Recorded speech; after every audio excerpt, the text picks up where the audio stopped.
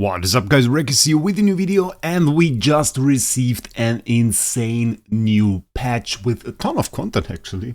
A bit unexpected. I was just aware that we are going to get a new Voidboss, but we're also, as you can just see, we also got a new island in the Hollow campaign. Didn't really check that out yet. We will do all of that in this video. First of all, though, new Voidboss on Island 4. There we have it. Yeah, same as last time, really. We have 3 attacks per day, and basically we can progress the first 3 stages today. Pretty juicy loot. 68k of Scattered Spirit Vein Shard, 283k Stellar for just the first boss here, and it's probably going to scale up once again till the end, so that's rather nice. If we compare that to the last boss, 68k, that's boss 10. First boss started at 54k, then we got 6270, so it's somewhere between there. So it's probably going to be more loot at the end even than the last boss, which pretty nice, I have to say. So overall, we're expecting to see some very nice progress there. The question, of course, is how many players can defeat it, and we'll do our first attempt at that. So let's just try it. I equipped a little bit of gear, probably not going to use that. Didn't really set up her, so we are probably going to go like this, I reckon. Yeah. With Alikita this time, I'm not sure which core we really want to use. Maybe we'll just go for PDE core. That's a pretty safe bet. And we don't really have anything to poison, so yeah. I think we can go like this. Have an Endless on the LFA. I reckon the first boss is going to be easy for us anyway. Yeah, okay. That was the LFA basic. Basic of my LFA, just randomly destroying the entire back row. Okay, we're going to see if that is going to stay the case. We didn't see any attack of the boss yet. So, yeah. Yeah. It was a bit annoying, I have to say, that we got it right now. Okay, we're no longer at the one-shot. We're no longer at the one-shot. This guy counterattacks. Look at that. And he self-buffs. Oh, there was a buff. There was a buff. I saw a buff there. So Alikita might just be interesting there. Actually, casually DGN out-damaging my LFA. Okay. I saw a buff. And in regards to it being annoying, it was just in the middle of Force War season. I had my copies on other heroes. I had my PDE on like a normal Elena and like the LFA copy here on like Aspen. So wanted to make a video about this, by the way. Didn't really get to that yet. Okay, we are outside of the realm of one-shots here. Interesting in terms of CC. The minions, I mean, the tankiness is surely rising up quite a lot if we consider that.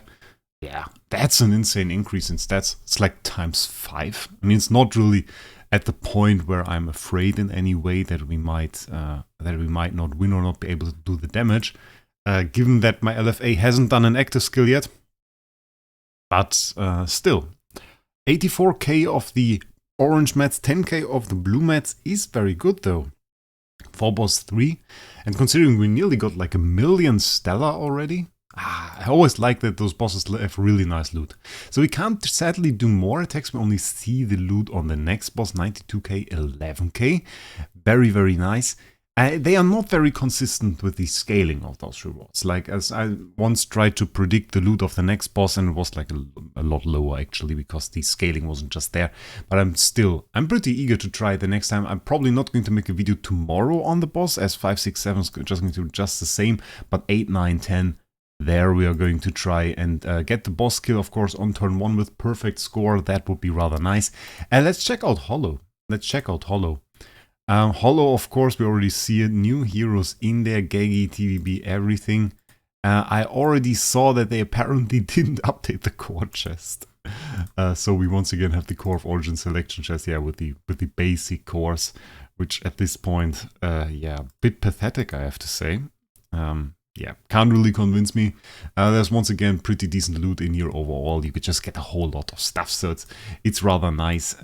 I'm not sure we have a proper setup for this. We have the LFA over there, that's rather nice. TVB is here, that's good. We have a lot of heroes that just don't have a setup, so probably get rid of the Starving Jar and rather put in something that can do some work. In terms of damage, we have the DGN in there, so Alikita DGN, that combo should be rather nice.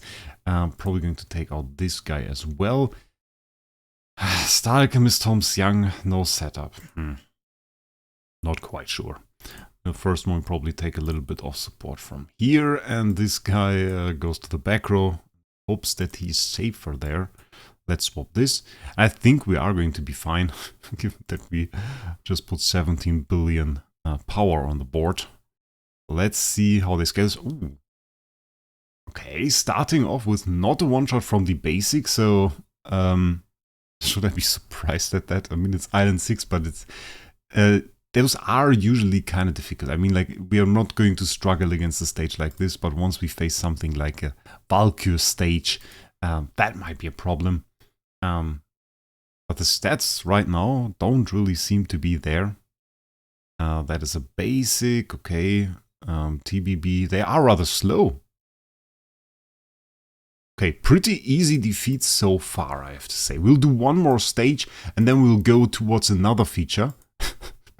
That's probably the most Holmes Young I have ever seen. That's quite insane.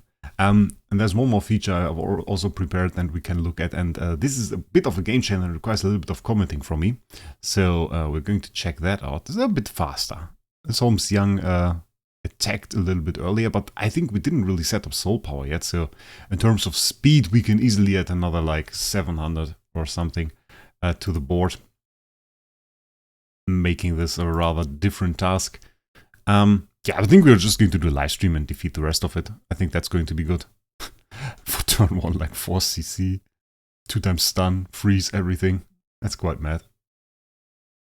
Okay, I mean, let's do reflect damage of Gust. I just want to say, oh, we have damage, but in reality it's our damage. So, yeah. Okay.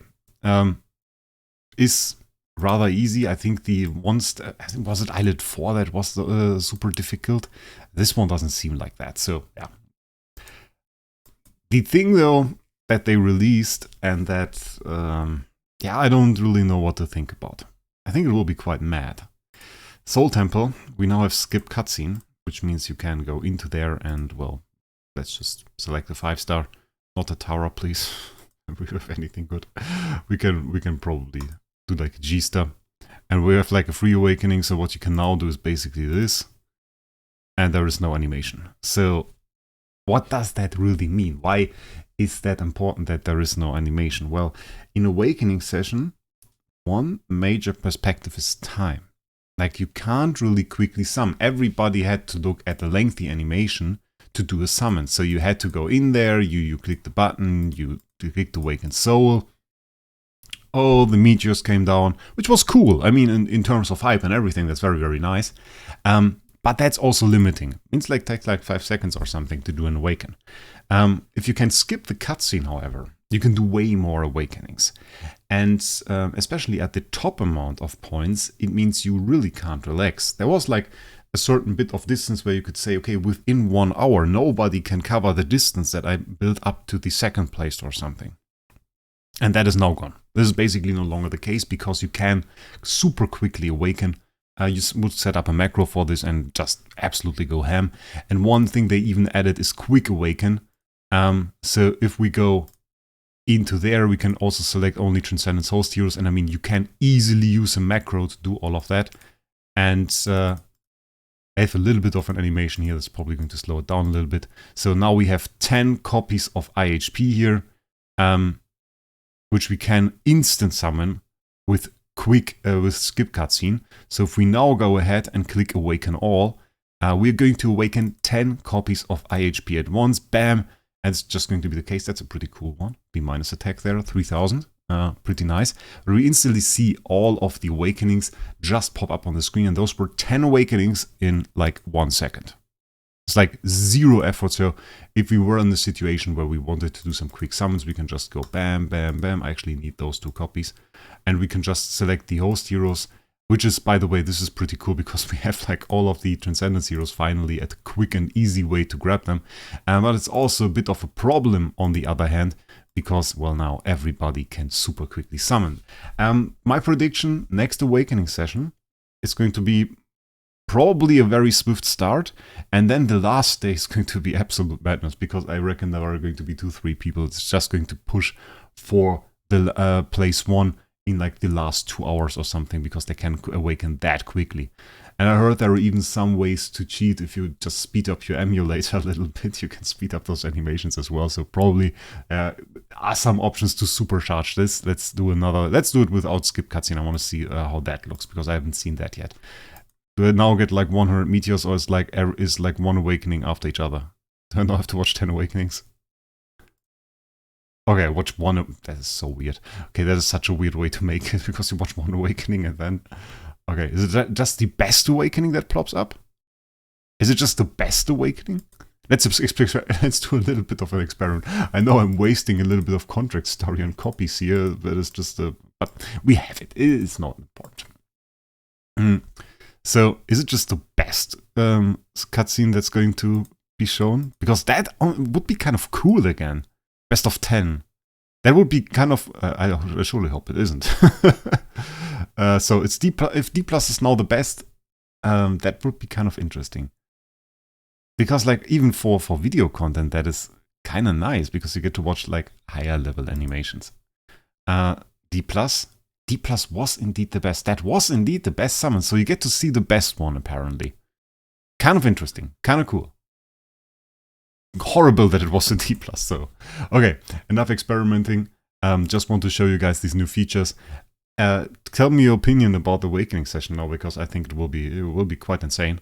I will definitely stay away from awakening session now, because I think, yeah, if you don't go hardcore summon in like the last 2 hours, you're definitely going to lose your place 1 spot. I'm going to stay away from it once again. But yeah, still then, I wish you a great day, and we'll see us in the next one.